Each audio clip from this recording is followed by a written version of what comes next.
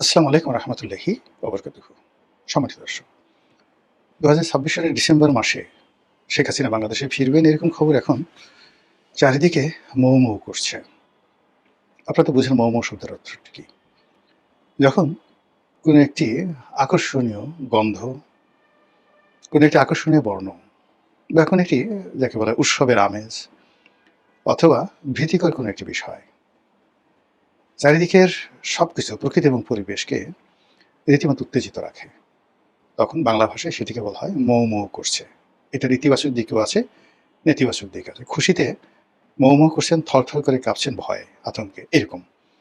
তো শেখ হাসিনার বাংলাদেশে আসার যে খবর, এই খবরে চারিদিকে একটা অস্থিরতা, আনন্দ, উৎসব, বেদনা, হতাশা, প্রতিশোধী স্পৃহা, নানা রকম একটা বিরাট মার্কেটিং এবং ব্র্যান্ডিং শুরু হয়ে গেছে। আর তারই প্রেক্ষিতে নানা রকম কথাবার্তা হচ্ছে, গল্প হচ্ছে, উপন্যাস হচ্ছে, কবিতা হচ্ছে, ইলিউশন হচ্ছে। উনি কবে আসবেন, কোন পথ দিয়ে আসবেন, কয় তারিখে আসবেন, তারপর কত লোক উপস্থিত থাকবে, প্রতিপক্ষ কি করবে, আবার উনি আসলে ওনার প্রতিপক্ষ যারা আছেন তারা কিভাবে তার প্রতি অ্যাকশনে যাবেন, রিয়াকশনে যাবেন। যারা প্রতিপক্ষ তারা প্রথমত নানা রকম কথাবার্তা বলছেন যে আরে শেখ হাসিনা একটা ভিতুর ডিম, এমনি এমনি সারা জীবন মানুষকে ভয় দেখিয়েছে, নিজে এমনি ভয়ে পালিয়ে গেছে, সে আবার বড় বড় কথা বলে। সাবেক যে অন্তর্বর্তীকালীন সরকার সেটার যে তথ্য উপদেষ্টা জনাব শফিকুল আলম, তিনি এই কথা বলেছেন। এভাবে অনেকে অনেক রকম কথা বলছেন এবং সেই সকল কথাবার্তার মধ্যে একটি উল্লেখযোগ্য কথা বলেছেন টেলিভিশন টক শো এর একজন অত্যন্ত জনপ্রিয় মুখ, সাংবাদিক এম এ আজিজ। জনাব এম এ আজিজ মূলত একজন প্রথিতযশা মুক্তিযোদ্ধা, বয়স্ক মানুষ, এখন ৭৩-৭৪ বছর বয়স, এবং যুদ্ধাহত মুক্তিযোদ্ধা। যুদ্ধের সময় সরাসরি তিনি যুদ্ধ করেছেন এবং সেই প্রতিপক্ষের যে বন্দুকের গুলি তার পায়ে লেগেছে, এখনো তিনি সেই অপারেশন করা পা নিয়ে খুঁড়িয়ে খুঁড়িয়ে হাঁটেন। একসময় ছাত্রলীগ করতেন, তারপরে আওয়ামী লীগের সঙ্গে তো সম্পর্ক ছিল, কিন্তু পরবর্তীতে বিএনপির প্রতিষ্ঠা হওয়ার পরে বা যে কোনো সময় তিনি বিএনপি রাজনীতির সাথে সম্পৃক্ত। তার সবচেয়ে বড় পরিচয় হলো তিনি টেলিভিশনে খুব খোলামেলা কথা বলেন। কোনো দালালি করা বা পক্ষপাত দুষ্ট কথাবার্তা বলা, এই জিনিসগুলো তার বিরুদ্ধে কেউ বলতে পারবে না। যেমন ধরুন, আমি আওয়ামী লীগ করতাম বা ফজলুর রহমান সাহেব একসময় আওয়ামী লীগ করতেন। আমাদের কিছু কিছু কথার মধ্যে আপনি আওয়ামী লীগের একটা টান পাবেন, মমত্ব পাবেন, কিছুটা পক্ষপাত দুষ্টতাও পাবেন। এটা বাস্তবতা। কিন্তু আজিজ ভাই একমাত্র ব্যক্তি, আরেকজন আছেন মাসুদ কামাল, সাংবাদিক মাসুদ কামাল, মোরাললেস যেটা সাদা মনে হয় একদম বিনা স্বার্থে সাদা বলেন, কোনো আবেগ থাকে না, কিছু থাকে না। যেটা কালো মনে হয় সেটাও তিনি কোনো রকম আবেগ ছাড়াই সেটা বললে ফেলেন। এই দুজন মানুষকে আমি সাম্প্রতিক সময়ে দেখেছি যারা আমার চাইতেও নিরপেক্ষ।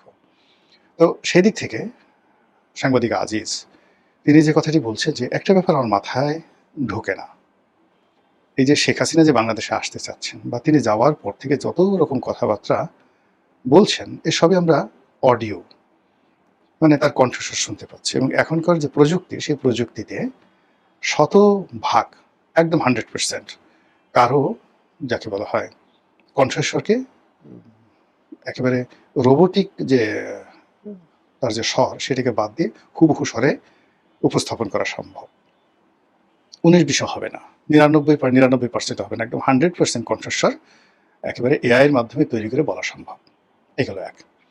এবং আলটিমেটলি 90% অ্যাকুরেসি চলে এসেছে সেই ফিজিক্যাল যাকে বলা হয় অ্যাপিয়ারেন্সে।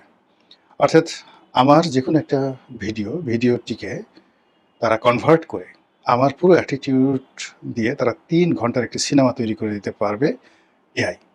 এই প্রযুক্তি চলে আসছে এখানে। ছবি দেখলে আপনি বুঝতে পারবেন 90% আপনি বুঝতে পারবেন যে এটা সত্য, আর 10% আপনার সন্দেহ হবে। কিন্তু যদি বলা হয় যেটা গোলাম মোল্লা রনির কণ্ঠ, এক্ষেত্রে আপনাকে শতভাগ আপনি প্রতারিত হতে পারেন। তো ওটাই আজিজ সাহেব বলছিলেন যে আমরা যে শেখ হাসিনার ভাষণগুলো শুনছি, সেই ভাষণগুলো ওনার কিনা এটা তো জানতে হবে।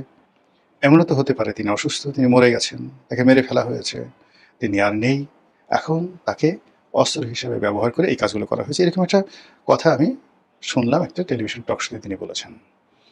আর ফেসবুকে যেটা দেখলাম সেটা হলো ভারতীয় কিছু পত্র-পত্রিকা রয়েছে যারা বিজেপি বিরোধী, তারা সন্দেহ প্রকাশ করেছেন যে আসলে শেখ হাসিনা এই মুহূর্তে কোথায় আছেন, তিনি কি সুস্থ আছেন না জীবিত আছেন।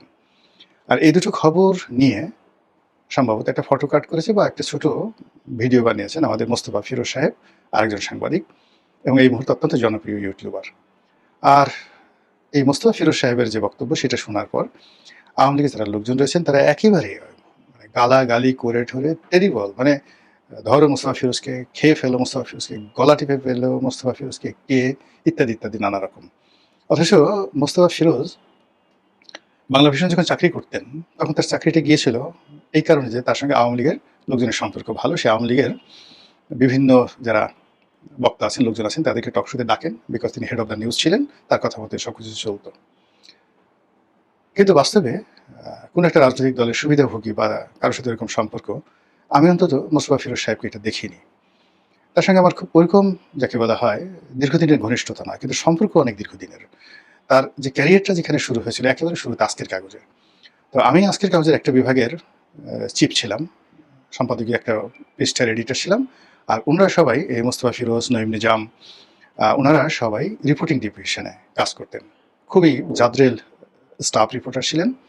সেখান থেকে যখন টেলিভিশনগুলোতে এলেন, সেটা একুশে টেলিভিশন, এনটিভি, মানে অ্যাজ এ রিপোর্টার হিসেবে তারা রাতারাতি মুন্নি সাহা তারকা খ্যাতি পেয়ে গেলেন। তারপর তো মানে তাদের আর মানে যাকে বলে পিছনে ফিরে তাকাতে হয়নি। সাম্প্রতিক সময় গত করোনার পর থেকে আমিও যখন ইউটিউবিং করছি, মোস্তফা ফিরোজ সাহেবও ইউটিউবিং শুরু করেছেন, ওর পর থেকে আমাদের মধ্যে একটা অ্যাডাপশন সম্পর্ক, পারিবারিক সম্পর্ক সেটা গড়ে উঠেছে। তো একান্ত আলাপ আলোচনায় তাকে একজন ভদ্রলোক বলে মনে হয়েছে। তারপর ঝামেলায় জড়াতে চান না, জামাতকে খুবই ভয় পান, পার্সোনালি জামাতকে ভীষণ রকম ভয় পান, এবং এতটা ভয় পান যে এই নির্বাচনের আগে সামহাও তার একটা সন্দেহ হয়ে গিয়েছিল যে জামাত সম্ভবত ক্ষমতায় চলে আসবে। এই জন্য তার সে যে কি আকুতি, বিনিদ্র রজনী। সেই কারণে কি হলো যে বিএনপি যখন ক্ষমতা এলো তখন বেশ তিনি আন্দোলিত ছিলেন। আর জামাতকে সে কেন ভয় পান আমি এটা জানি না, আমি তাকে কখনো জিজ্ঞাসা করা হয়নি। তো সেই মানুষটিকে যখন এই একটা খবর প্রকাশের জন্য আওয়ামী লীগের যারা লোকজন গালাগালি করছিলেন, তখন আমার কাছে মনে হচ্ছিল যে আওয়ামী লীগের এখনো যারা লোকজন রয়েছেন সবাই ঘটনার গভীরে যান না।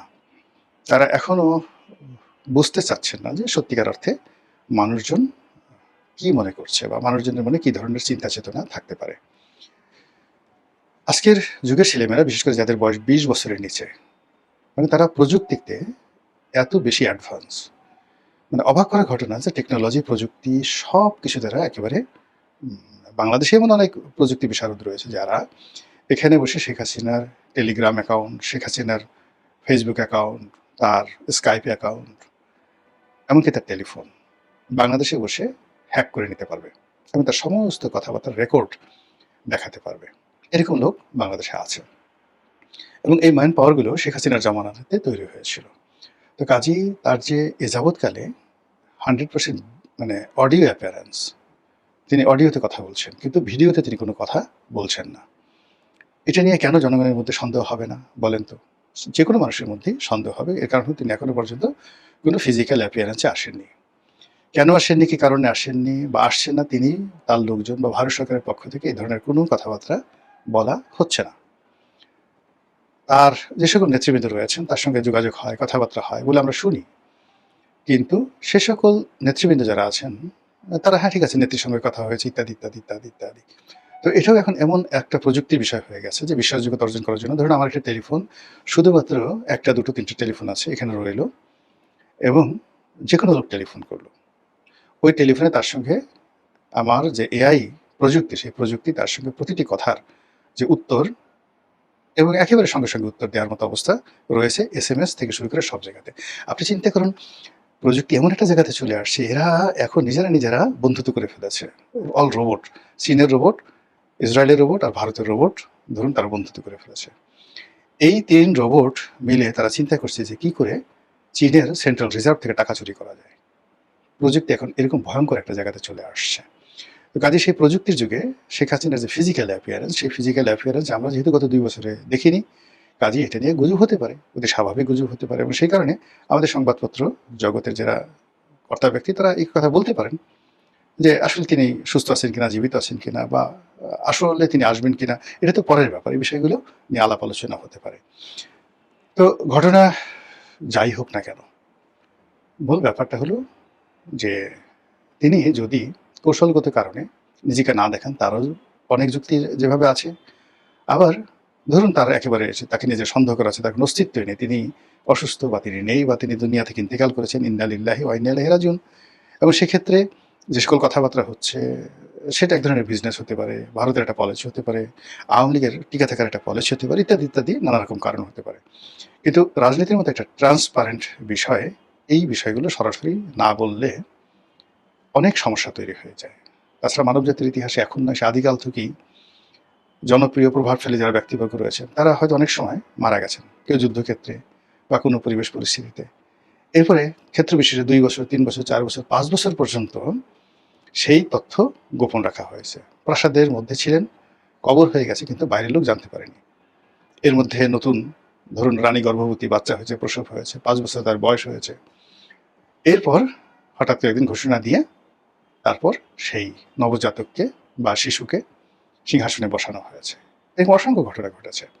তো কাজেই এই যে শেখ হাসিনাকে নিয়ে আলোচনা হচ্ছে, এটার ইতিবাচক দিক আছে, নেতিবাচকও দিক আছে। আমি ইতিবাচকও বললাম না, নেতিবাচকও বললাম না, কিন্তু যে বিষয়গুলো নিয়ে তিনি এই কথা বলার পরে আলোচনা সমালোচনা হচ্ছে তারই একটা অংশ আপনাদের কাছে তুলে ধরলাম। মহান আল্লাহ আমাদের সবাইকে হেদায়েত দান করুন এবং হেফাজত করুন। আসসালামু আলাইকুম ওয়া রাহমাতুল্লাহি ওয়া বারাকাতুহু।